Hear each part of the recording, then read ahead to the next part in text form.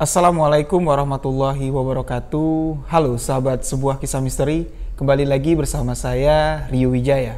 Terima kasih kepada sahabat-sahabat yang telah mendengarkan kisah misteri yang saya ceritakan. Terima kasih juga kepada sahabat-sahabat yang selalu memberikan dukungan, memberikan support agar channel ini dapat berkembang. Di sebuah kisah misteri kali ini, seperti permintaan banyak sahabat-sahabat semua, untuk mendengarkan sebuah kisah misteri yang akan diceritakan langsung oleh narasumber. Dan kali ini alhamdulillah saya akan memenuhi permintaan sahabat-sahabat semua.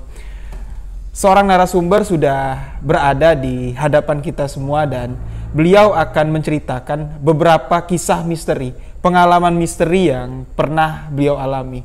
Di sini sebelum sahabat-sahabat mendengarkan kisah misteri apa yang akan diceritakan dari narasumber yang ada di hadapan saya, buat sahabat-sahabat yang baru bergabung, baru mendengarkan kisah ini, sahabat-sahabat bisa mengklik tombol subscribe dan aktifkan notifikasi loncengnya biar nggak ketinggalan video-video sebuah kisah misteri selanjutnya.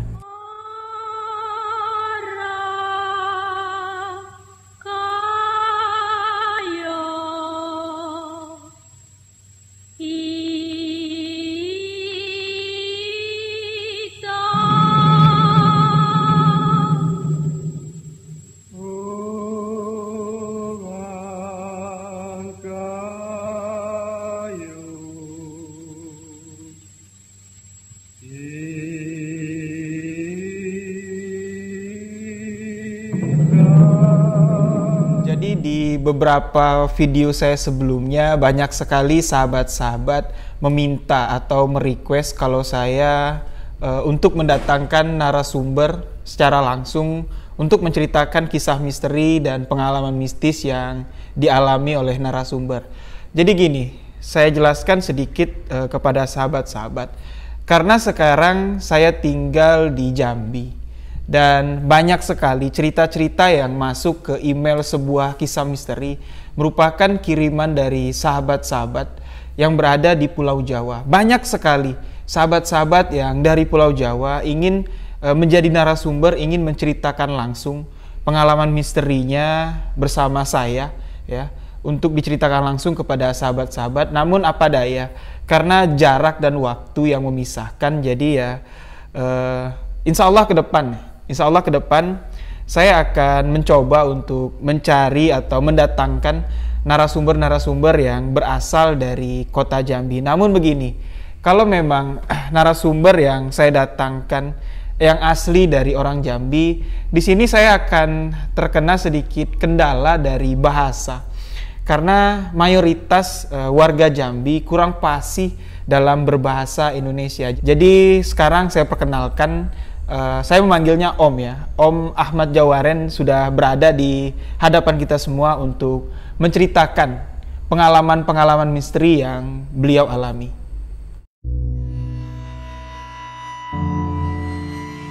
Assalamualaikum warahmatullahi wabarakatuh. Baiklah, di sini saya akan menceritakan kisah yang ada di daerah saya di Provinsi Jambi, di wilayah barat, yaitu di Kabupaten Merangin, di Kecamatan Sungai Manau. Tepatnya yaitu di Margo Tanah Renah. Di sini dahulunya adalah sebuah kerajaan pecahan dari kerajaan dari Jambi. Di wilayah ini banyak terdapat hal-hal misteri yang belum terpecahkan. Karena wilayah ini jauh dari kota. Jadi banyak kejadian-kejadian aneh yang terjadi di daerah ini, sehingga timbul motivasi kami untuk menceritakan apa yang terjadi di sebalik ini semua. Dahulu pernah terjadi suatu hal yang tidak lazim, dan mungkin daerah lain ada terjadi, tapi tidak seperti nyata, tapi tidak nyata. Di suatu kejadian suatu sore, pernah terjadi orang menelepon kepada seseorang yang tidak mau kami sebut namanya Dia menelpon seseorang ini, dia adalah bekerja sebagai dari bidang kesehatan, yaitu mantri daerah saya. Ditelepon sekitar pukul 5 sore. Karena jarak antara kampung dengan kampung agak berjauhan, maka si mantri pergi ke sebuah kampung yang nama kampungnya itu Talang. Setelah ditelepon, mantri itu bertanya siapa nama orang tersebut. Orang tersebut menyatakan namanya Aisyah. Setelah jam maghrib, maka mantri tersebut pergilah ke desa Talang tersebut. Di situ terdapat 2 kampung, Talang Atas dan Talang Bawah. Di sini pula berangkat sendiri mantri tersebut mencari tempat di mana rumah si pesakit, orang yang sakit tersebut. Orang yang menelpon tadi. Setelah sampai di Talang, si mantri datang ke desa Talang Bawah. Di situ mantri bertanya kepada masyarakat yang kebetulan pulang dari menunaikan ibadah sholat maghrib. Ditanya satu persatu dari mereka. Masyarakat tidak mengatakan tidak ada yang sakit parah di kampung ini.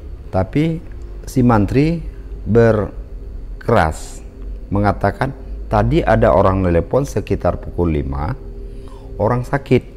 Di sini masyarakat membantu untuk mantri mencari rumah tersebut.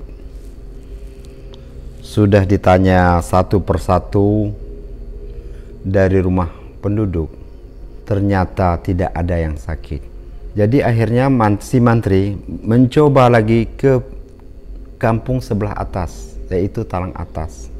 Kebetulan namanya juga di kampung banyak perkumpulan pemuda yang duduk-duduk sambil minum kopi menunggu waktu isya. Di situ mantri pun berhenti bertanya, adakah orang yang sakit parah di kampung ini?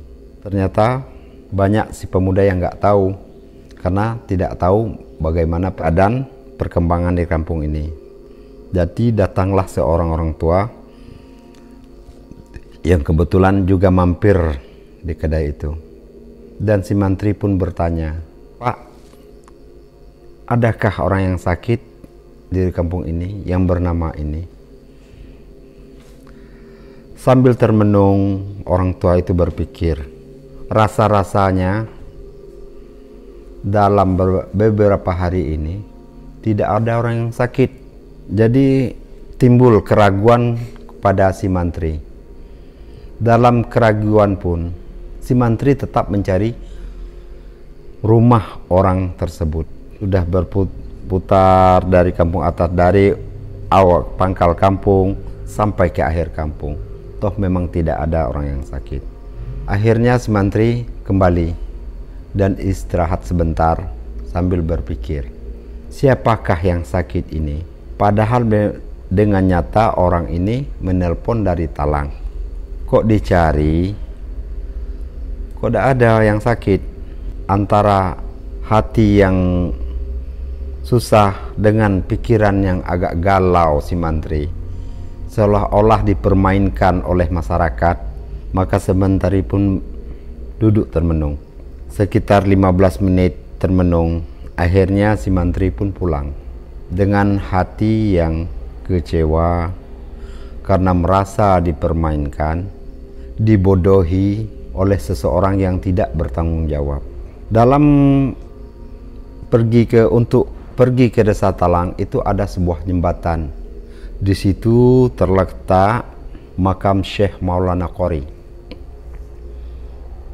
Dan seberangnya ada makam Terawang Lidah, yaitu orang panglima perang di zaman dahulu dari kerajaan Mataram yang ada di Margo Tanah Renah.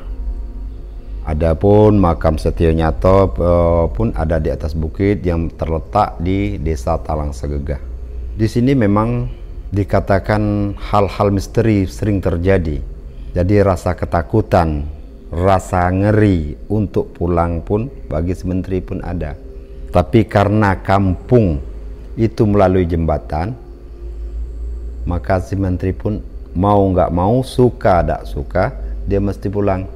Setelah pulang sampai di perbatasan kampung, mau naik ke atas jembatan, tahu-tahu HP berbunyi lagi. Dengan terkejut, si mantri pun berhenti, mengambil HP, melihat nomor siapa yang menelepon. Setelah HP diangkat, dilihat nomor persis dengan nomor orang yang menelepon pukul 5 tadi. Dan telepon pun diangkat.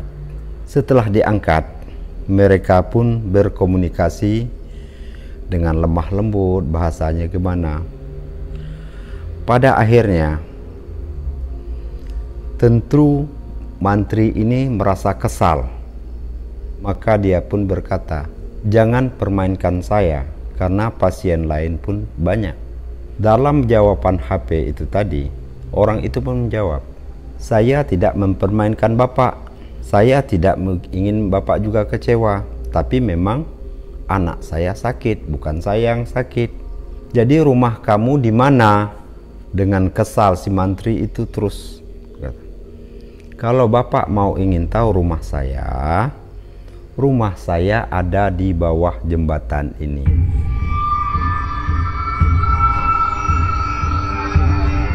Dengan muka pucat, HP pun langsung dimatikan. Dengan rasa takut dan gemetar, si mantri mencoba menghidupkan motor, menghidupkan kendaraan yang ia bawa. Tapi mesin bisa hidup, tapi nggak mau jalan. Sekitar 10 menit, motor digas hidup, mesin nggak ada masalah. Kok apakah mungkin rantainya yang putus? Tapi sudah diperiksa, disenter, nggak ada rantai yang putus, nggak ada hal-hal yang apapun busi dari motor itu yang macet. Timbul rasa takut dan ngeri tadi pada si mantri. Ternyata pasien yang ia cari berada di bawah jembatan. Secara akal sehat aja kita dapat melihat di sini, yang sakit itu bukan manusia, tetapi itu makhluk halus yang ada di bawah. Jadi lama gemetar dan rasa takut si mantri tadi, akhirnya datanglah motor satu lagi dari dari Talang tadi, ingin ke kampung sebelah. Disitulah tenaga si mantri ada.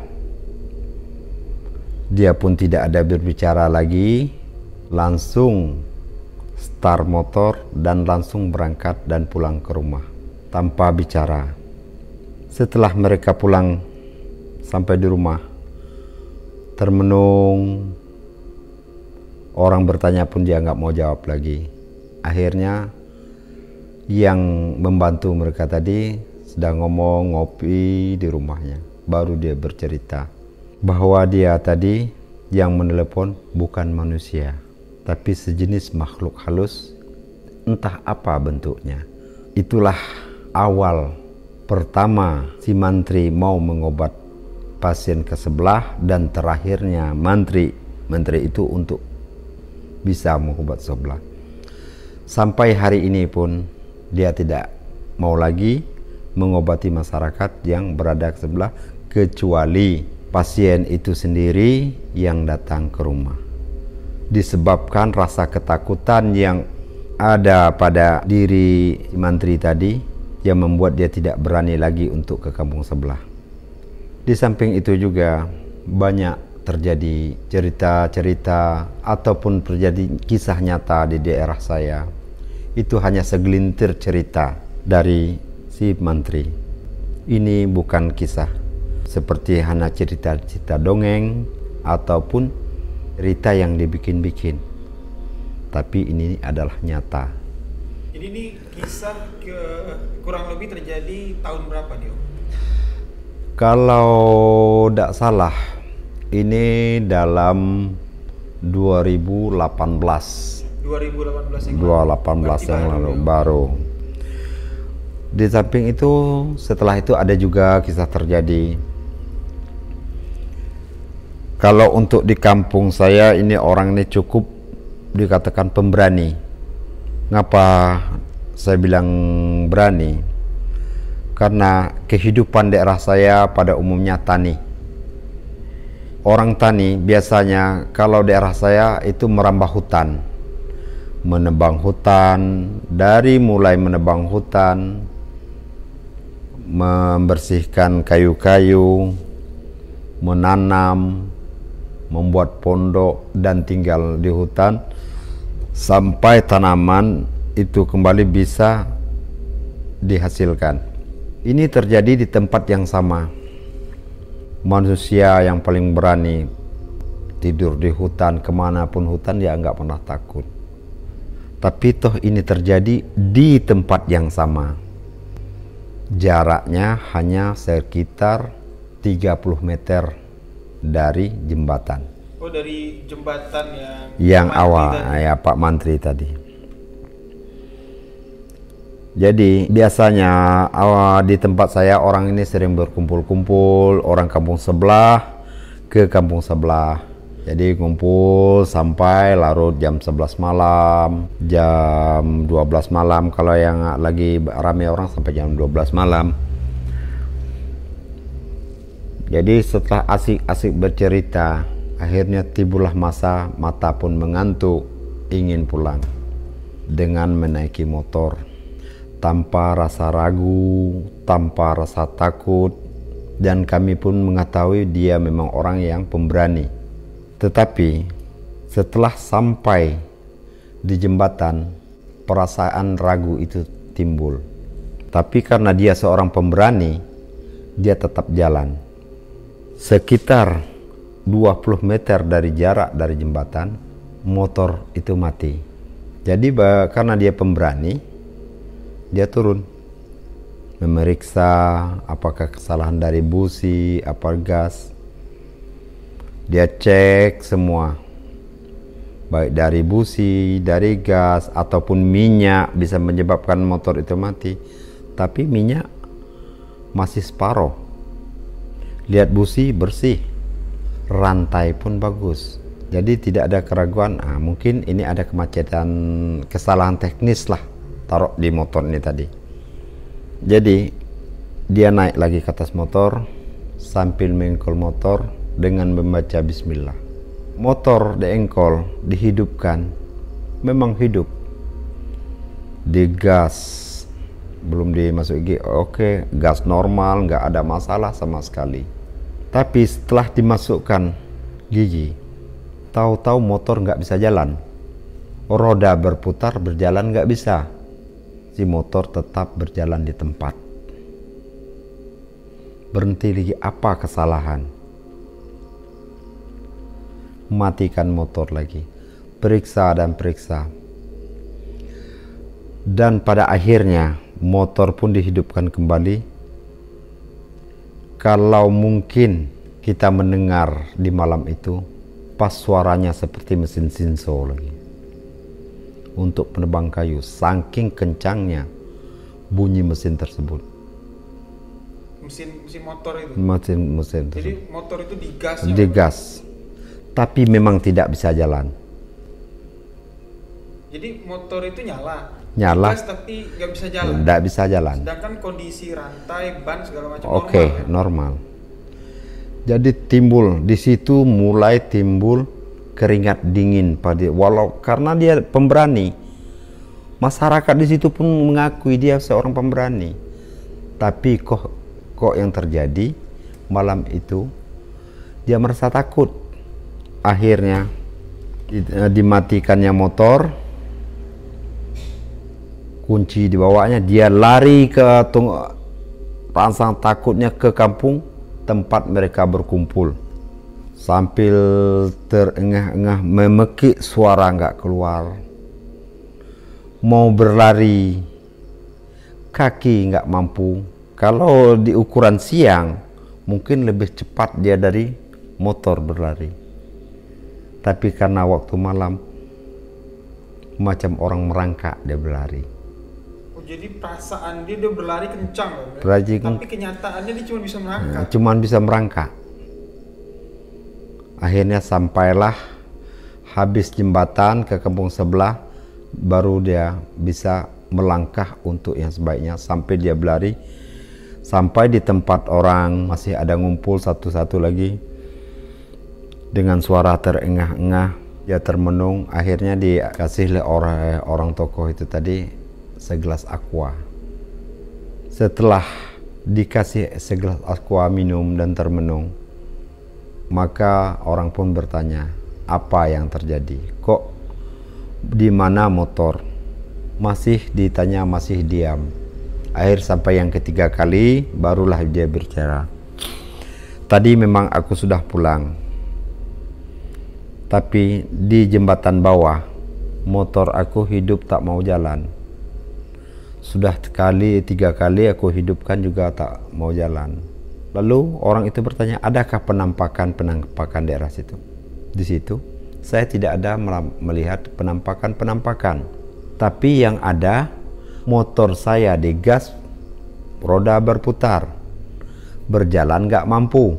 Kalau dipikir-mikir, motor saya kalau untuk cross anak muda mungkin susah untuk ngejar nih. Oh gitu. Sambil termenung itu. Sampai pada akhirnya yang terjadi itu tadi tidur di kampung. Dan besok pagi barulah mereka pulang ke kampung dia sendiri sambil membawa motor. Oh, jadi malam itu motornya ditaruh di jembatan? Tetap ditaruh di jembatan. Besok pagi baru dijemput karena saking takutnya tidak berani kembali ke kampung. Sampai di kampung istri pun bertanya, kok belum pernah sejarah ya pergi ke kampung sebelah pasti balik, kok tidak balik? Maka diceritakanlah pada istrinya tadi, istrinya termenung. Sampai saat ini masyarakat merasa ada ngeri lihat di situ, jalan di situ ngeri pada waktu malam, tapi yang berani juga. Memang daerah situ banyak penampakan, memang di situ terdapat, itu adalah kerajaan kuno yang berada di situ, yaitu kerajaan Mataram. Pecahan kerajaan Mataram yang berada di Jambi, juga ada di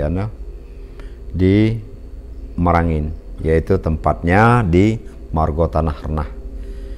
Jadi boleh dikatakan jembatan yang dilalui Pak Mantri, terus motor yang tertahan di situ memang tanahnya angker ya? Tanahnya memang angker. Tanah keramat. Tanah keramat. Di situ kan sudah saya jelaskan dari awal. Di situ terdapat makam Syekh Maulana Qori. Kedua, Terawang Lidah. Yang ketiga, Setia Nyato.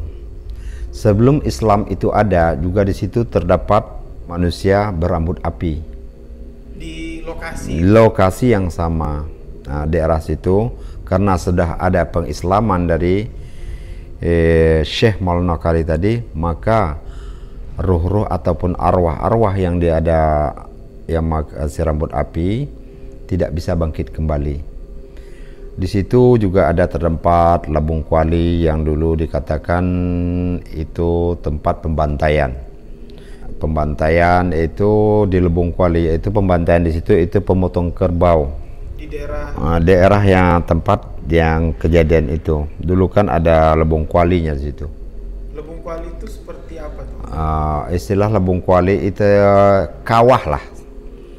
Kawah. Di situ ada sejenis jin penghuninya. Ya, penghuni. Maka setiap akhir tahun di situ dulu, sebelum dulu itu kan kita Ramadan kan. Ya. Sebelum Ramadan itu orang ada pembantaian di situ. Sebelumnya adanya Islam di situ kerbau disembelih. Oh, jadi pembantaian di sini bukan pembantaian manusia ya? Bukan kerbau. Oh, pembantaian hewan ternak. Jadi darahnya itulah yang diberi makan kepada jin-jin tersebut.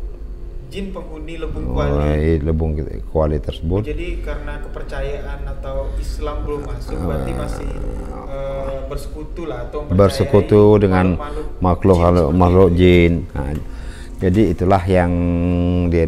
Tapi sampai setelah saat ini memang dulu bukannya jin aja, itu kan manusia berambut api itu manusia yang mempunyai ilmu, mempunyai kelebihan yang nggak bisa diukur oleh kekuatan manusia di saat itu. Nah, ini menarik ya. Nah, bisa dijelasin nggak si rambut api ini sosok apa sebenarnya? Ini sesosok manusia yang mempunyai kekuatan gaib. Oh, manusia normal ya. Biasa. Ya, dia menguasai ilmu-ilmu, istilah kami di situ ilmu hitam lah. Nah, sama dengan ilmu hitam. Sebab dia pemuja-pemuja jin, pemuja-pemuja dewa-dewa. Makanya daerah situ sangat sulit masa itu ditembus oleh orang-orang di luar. Nah, tapi setelah adanya Islam di zaman Syekh Maulana Qari, maka tempat itu tidak digunakan lagi untuk pembantaian. Maka pembantaian ini, pemotong kerbau sekarang menurut syariat Islam. Dulu kalau ada yang menjadi kesalahan ya apa istilah itu, kerbau dibantai hanya jantungnya aja yang diambil, yang daging tetap ditanam. Jadi diberi makan kepada makhluk-makhluk sedemikian. Jadi boleh dikatakan pembantaian hewan itu bukan untuk dikonsumsi, untuk sesaji. Ya, sesaji.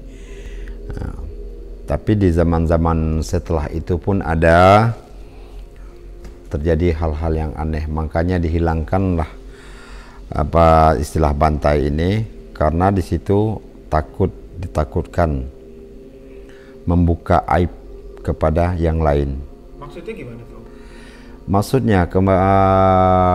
Maksudnya membuka aib kepada yang lain, yaitu kejadian-kejadian manusia ini ada bermacam-macam. Sebelum terjadinya ada perkawinan dengan inilah. Jadi sifat-sifat manusia yang keturunan itu, seandainya dia keturunan dari taruhlah monyet,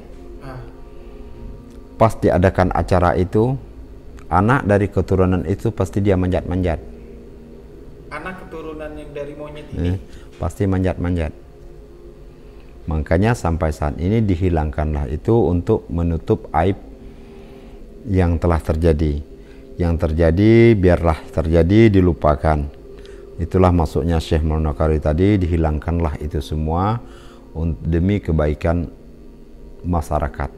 Oh, jadi gini, saya perjelas sedikit ya. Jadi yang diceritakan Om ini jadi pada kisah zaman dahulu pada zaman dahulu sebelum Islam masuk, kepercayaan warga setempat kalau keturunan dari mereka ini dari berbagai macam bukan dari perkawinan manusia semata.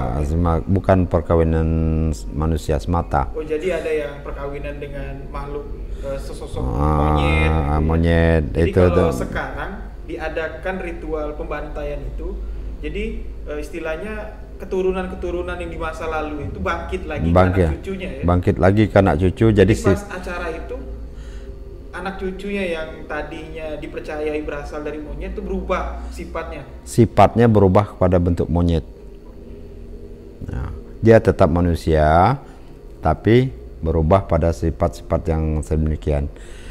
Nah, makanya sampai saat ini itu kalau bagi kami yang berada di daerah sana itu menyebut-nyebut hal yang demikian, itu kami punya sanksi adat. Yang mau tidak mau, suka tidak suka, yang membuat fitnah seperti itu akan didenda dengan seekor kerbau beras 100 dengan selemak semanisnya. Oh, jadi untuk di era sekarang, kisah yang lalu itu di kampung itu udah nggak boleh disebutin lagi. Tidak boleh disebut. Berarti setelah datangnya Syekh Maulana Qari ke kampung itu, jadi ritual-ritual hitam lah, ajaran-ajaran sesat dari Hindu tadi ditutup semua. Oh, jadi makanya jembatan yang Om ceritain tadi memang angker. Memang angker di situ, memang itu pusat kerajaan. pusat kerajaan di situ banyak terdapat kerajaan-kerajaan gaib yang mungkin kalau orang yang mempunyai indigo mungkin bisa lihat gimana keadaan sebenarnya. Daerah itu memang tenang, tapi tenangnya menghanyutkan. Nggak seperti daerah lain, angkernya memang ngacau. Kalau daerah itu tenang, menghanyutkan. Tapi makanya dalam ilmu Melayu itu, orang yang sombong, angkuh, takaburia, maka mereka akan bertemu dengan hal yang demikian di tempat saya. Tapi kalau seandainya orang itu baik, nggak apa, insya Allah barang itu nggak akan bangkit. Sampai saat ini mudah-mudahan itulah awal dan terakhir terjadinya hal-hal yang itu bagi masyarakat di sana.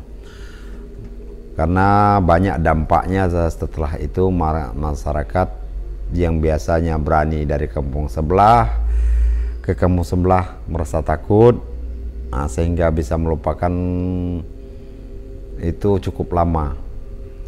Jadi alhamdulillah sekarang itu cerita itu sudah lama berkubur. Ini sebagai kenang-kenangan dan kisah nyata yang terjadi di daerah saya. Jadi alhamdulillah setelah 2018 itu tidak pernah terjadi lagi, Om? Tidak pernah terjadi lagi. Tapi menurut cerita masyarakat lah, cerita warga lah, selaku Om ya, warga sana, pernah nggak melihat sosok penghuni dari jembatan itu wujudnya seperti apa, bentuknya seperti apa? Ini pernah melihat? Kalau wujudnya itu bermacam-macam, bukan dalam arti kata itu apa, banyaklah macamnya, banyak jin, dewa, apapun sejenis-jenis yang lain banyak di situ. Karena memang namanya pusat kerajaan kuno itu mempunyai hal-hal mistik untuk penjaga kerajaan.